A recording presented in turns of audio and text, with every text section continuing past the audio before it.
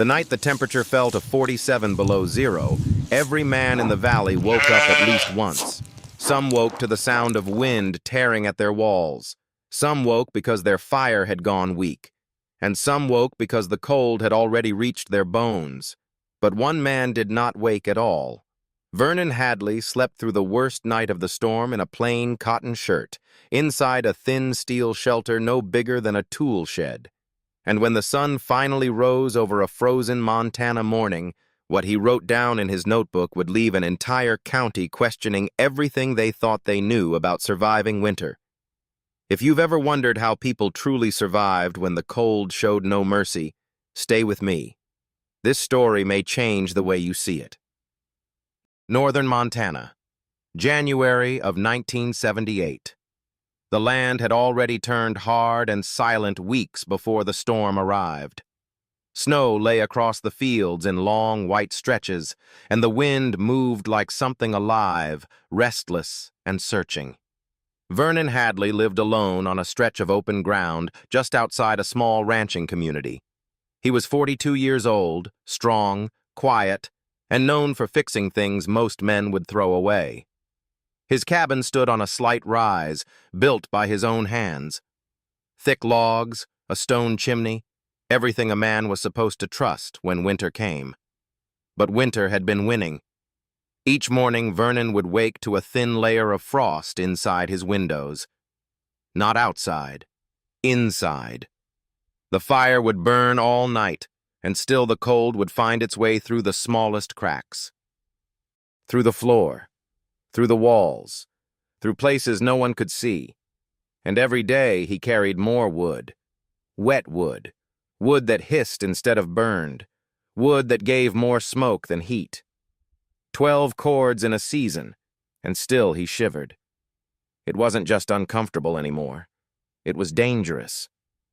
That winter, fuel was scarce. Propane deliveries were late. Roads were already becoming unreliable. And Vernon understood something most people refused to admit. If the cold got worse, the cabin would not hold. So instead of building bigger like everyone else, he decided to build smaller, much smaller. In early November, while most men were stacking wood and sealing windows, Vernon drove 2 valleys over and bought something no one else wanted. A pile of old military steel. Bent, corrugated arches from an abandoned Quonset structure. Rusted in places. Forgotten. Useless, according to most. He paid $60 and a case of beer for the whole thing. No one asked what he planned to do with it. And even if they had, they wouldn't have believed the answer. Back on his land, Vernon did something that didn't make sense to anyone watching. He didn't rebuild his cabin. He didn't expand it. He walked into his barn and started building inside it. The barn itself was old, built in the 1920s, wide and tall, with gaps in the wood that let light slip through during the day. Cold air moved freely through it. It was never meant to be warm. But Vernon wasn't trying to heat the barn. He cleared the center space, leveled the ground, and began bolting the steel arches together one by one. Each piece curved into place, forming a narrow tunnel shape, 12 feet wide, 20 feet long, just tall enough to stand. A small shelter inside a much larger shell. Day after day, the structure took shape. From the outside, it looked strange. A silver curve sitting in the middle of an empty barn. From the inside, it felt like something else entirely. Vernon packed the floor with thick layers of sawdust, then laid wooden planks over it. He sealed the edges as tightly as he could. He cut a simple door into one end. Then he installed a small barrel stove. Nothing fancy.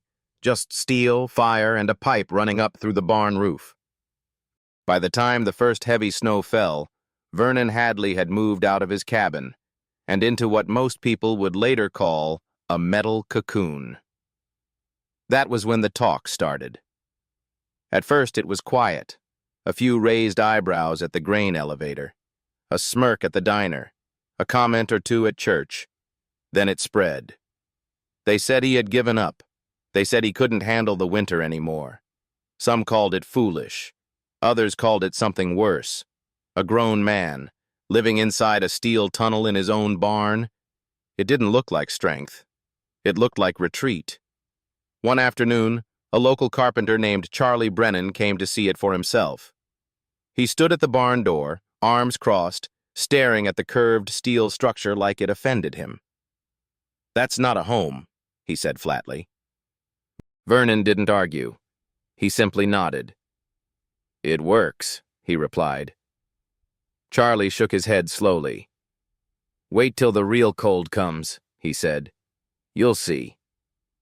Others were less polite. A rancher named Paul laughed out loud when he stepped inside. "Looks like a man hiding from winter," he said. Even Vernon's own family worried. His sister called from Billings and asked if he was all right. People were talking. They thought something had gone wrong. Vernon listened. Then he told her the truth. He wasn't struggling. He was warmer than he had been in years. But warmth is not something you can explain to people who haven't felt the cold you're escaping. And Vernon was tired of explaining, so he stopped. By mid-December, he kept mostly to himself. He worked his land, tended what needed tending, and returned each night to the quiet space inside his steel shelter. There, the fire burned steady. The air stayed still. And for the first time in years, he slept through the night. No waking to feed the fire. No frost forming on the blankets. Just silence and warmth. But the real test had not come yet. Because far to the north, beyond the border, something was already moving. A massive storm system was forming, slow and heavy, pulling cold air down from Canada like a tide that could not be stopped. By the first week of January, warnings began to spread. Temperatures would fall fast. Winds would rise beyond anything seen in years. Snow would not come gently. It would come all at once. And as the sky darkened over Montana and the first hard winds began to shake the valley, the same men who had laughed at Vernon Hadley sealed their homes tight and prepared to face a winter that would test every wall they trusted. What none of them knew yet was that one of those walls wasn't even a house at all. The storm did not arrive all at once. It crept in. First, the wind changed. A low, distant howl turned into something sharper, something that pressed against walls and found every weakness. By the morning of January 9th, the temperature had already fallen far below what most men were prepared for. 18 below before sunrise, 28 below by noon, and still dropping. Then came the snow, not soft flakes drifting quietly to the ground. This was heavy, wet, relentless snow, driven sideways by winds that did not stop. It buried fences, covered roads, pressed against doors until they would barely open. And as the storm deepened, something else began to fail. Not the people, their homes. Across the valley, men fed their fires harder than ever before. Wood stoves roared through the night. Chimneys glowed. Every log they had cut in the fall was thrown into the flames. But the cold kept coming. It slipped through cracks in the floor, through window frames, through walls that had held for years. Fire burned, heat vanished. And slowly, the numbers inside those homes began to fall. 40 degrees, then 38, then lower. If you've ever felt a cold that doesn't leave even when you stand next to a fire, you know what comes next. The body starts to give in. Hands stiffen. Sleep becomes dangerous. And every hour feels longer than the last. 6 days of that kind of cold can change a man, or break him. Ed Larson felt it by the second night. His house was solid, better than most. 2 stories. Good timber, a proper stove, but his fuel betrayed him. The woodpile outside was buried deep under snow.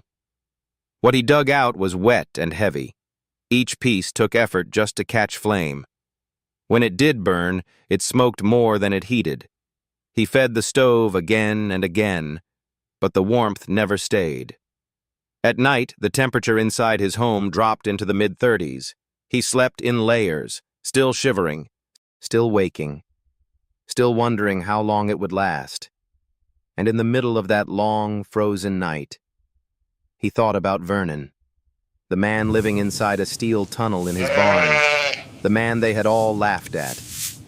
By the third day, the laughter was gone. By the fourth, no one was talking much at all. Because the storm was no longer just weather. It was pressure. On every wall, every roof, every decision they had made before winter came. And right in the middle of it, Vernon Hadley was doing something no one expected. He was not fighting the cold. He was outlasting it. Inside the Quonset shelter, the air did not move. That was the first difference. No wind slipping under the door, no draft creeping along the floor. Just still air, holding warmth in place. The barrel stove burned quietly, steady and controlled. Each piece of wood caught clean. No smoke, no struggle, just heat, spreading evenly through the curved steel walls. Vernon sat beside the stove, feeding it one piece every few hours. No rush, no panic, just routine. He had stacked his firewood along the inside of the barn walls weeks before the storm, protected, dry, ready, and that changed everything. Dry wood burns hotter, longer. It doesn't waste energy boiling off moisture. It gives everything it has, directly to heat. That was one part of it. The other part was something most people never considered: space. Vernon wasn't trying to heat a full house anymore. He was heating a small shelter. A space so tight and controlled that the warmth stayed where it belonged. Around him. Not above him. Not leaking through cracks. Just staying. And the barn around him did the rest. The wind slammed into those outer walls with full force. But inside, around the Quonset, the air stayed calm. Cold, yes, but still. And still air does not steal heat the way moving air does. It holds it, slows its escape, gives it time. By the fourth night, when the storm reached its peak, something remarkable happened. While men across the valley were waking every few hours to feed dying fires, Vernon slept. 8 full hours. No interruption. No freezing breath in the dark. Just steady warmth and quiet. This is the part most people don't talk about when they tell stories of survival. It's not just about staying alive, it's about how you endure it. Because when you can sleep, when your body can rest, you are no longer just surviving. You are holding your ground. And that changes everything. On the morning of January 12th, the cold reached its worst. 47 below zero. Wind chill pushing close to 70 below. The kind of cold that burns your lungs when you breathe. The kind that turns simple mistakes into life-threatening ones. Across the valley, fires were struggling. Wood was running low, and inside many homes, the temperature had dropped to levels no one wanted to admit. That same morning, Vernon opened his eyes slowly, the stove still warm, the air still comfortable. He sat up, reached for the small thermometer hanging from the steel rib above him, and read the number. Then he wrote it down in his notebook, a quiet habit he had kept since the beginning. Date, time, inside temperature, outside temperature, wood used, simple notes. But they told a story no one else could see, and what he was recording was something no one would believe without seeing it themselves. Later that day, as the storm began to ease just slightly, someone finally made the decision to go check on him. 1.5 miles through deep snow, through wind that still cut like a blade. Because one question had started to grow in every mind out there. Not whether Vernon had been foolish, but whether he had been right. And when Ed Larson finally reached that barn, he expected to find a man barely holding on, cold, exhausted, maybe even regretting everything. Instead, he found Vernon outside, standing in the open air, splitting wood, in nothing but his shirt. And in that moment, before a single word was spoken, Ed knew something didn't add up. What he was about to see inside that barn would change how this valley understood winter forever. Ed Larson stepped into the barn expecting relief from the wind. What he did not expect was the quiet. No roaring gusts, no shaking walls. Just a deep stillness that felt almost unnatural after 6 days of storm. The air was cold, but not biting. And there, in the center of that wide, empty space, stood the silver curve of Vernon's shelter. Calm, untouched, almost out of place. Vernon walked ahead and pulled the small door open. The warmth hit Ed in a single wave. Not sharp, not overwhelming, just steady and real. Ed paused at the threshold, blinking as his eyes adjusted. Inside, the space was simple.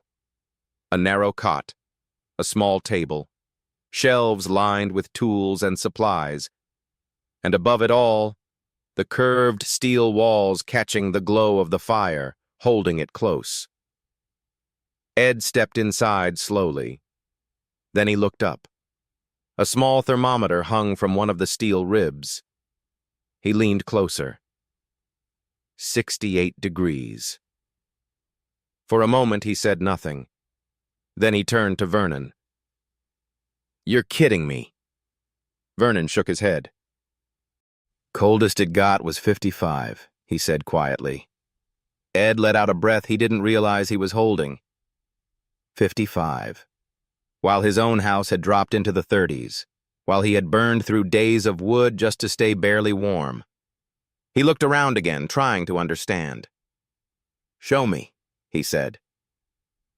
Vernon reached over and picked up a small notebook from the table. He handed it over. Page after page of neat entries, dates, times, temperatures. Ed ran his finger down the page from the worst night of the storm. Morning. 58 inside. Outside. -43. Midday. 62 inside. Outside. -47. Night. Still above 55. Ed swallowed slowly. Then he asked the question that mattered most. "How much wood?" Vernon flipped to the last page. 112 pounds, he said.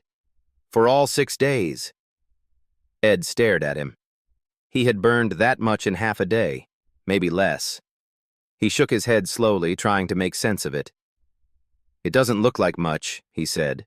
"Just steel." Vernon nodded. "It's not about what it looks like." And then for the first time, he explained it. Not like a teacher, not like a man trying to prove something, just simple, clear. The shelter stopped the drafts. The barn stopped the wind. The space in between held the cold back just enough, and the small size meant the heat stayed where it belonged. Nothing wasted, nothing fighting against him, just working together. Ed listened in silence, because deep down he already understood. This wasn't luck. This was thinking differently. By the time Ed left the barn that day, something had already changed. Not in Vernon, but in the way others would soon see him. Because word travels fast in a place where survival depends on shared knowledge. And by the end of that week, people started coming. At first, just a few, curious neighbors, men who had nearly frozen in their own homes. They stepped into the barn, then into the small steel shelter, and felt the truth for themselves. No arguments, no theories, just warmth. The laughter disappeared. In its place, silence. The kind of silence that comes when a man realizes he was wrong. Charlie Brennan came a few days later. He didn't say much at first, just walked around the structure, tapping the steel with his knuckles, studying every detail. Finally, he looked at Vernon. "You got lucky," he said. Vernon gave a small shrug. "Maybe." Charlie paused. Then, almost against his own pride, he nodded once. "It's warm," he admitted. That was enough. By the time the snow began to melt months later, the idea had already started to spread. Not as a story, as a solution. One man built a small shelter inside his old barn using scrap wood and metal sheets. Another sealed off a corner of his storage shed and added a stove. They didn't copy Vernon exactly, but they followed the same principle: smaller space, dry fuel, protection from wind. And it worked. Not perfectly, but better than what they had before. Even the county officials took notice. One man came with a notebook, measuring, asking questions, writing everything down. Because what had happened here wasn't just survival, it was efficiency. And efficiency, in a place like this, meant life. Vernon himself made a few changes over time. A small window for daylight, a simple entry space to hold the cold back when the door opened, a rack above the stove to dry clothes. Nothing complicated, just small improvements, quiet ones, the kind that matter more than they look. He never moved back to his cabin, didn't need to.